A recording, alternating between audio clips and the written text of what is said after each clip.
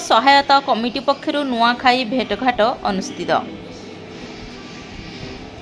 Angul जिलार Kishorenagar block अंतर्गत बइंडा कल्याण मंडपठारे असहाय सहायता कमिटी पक्षरु नुआखाई भेटघाटर वार्षिक बंधु मिलन कार्यक्रम अनुष्ठित हो जाइछि।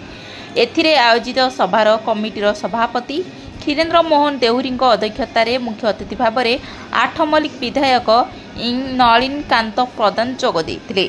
मुख्य वक्ता जिला परिषद अध्यक्षा बबिता प्रधान जोगदे असहाय सहायता कमिटीर कार्य को भूयसी प्रशंसा करथिले।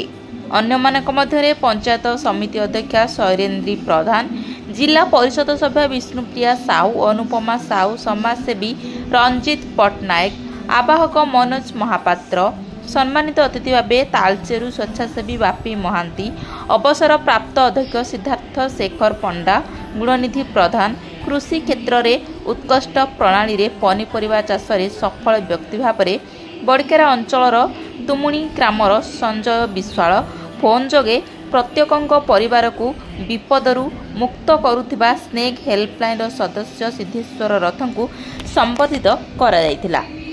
बड़हुला विद्यालयर पिला मानक द्वारा संबलपुरी नृत्य परिवेषण करा जायतिला।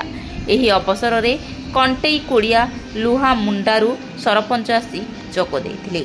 साहित्यिक रमेश चंद्र मिश्र अतिथि मानकर परिचय प्रदान करने सहित कमिटी आवाहक धोबेई बेहेरा धन्यवाद देइथिले।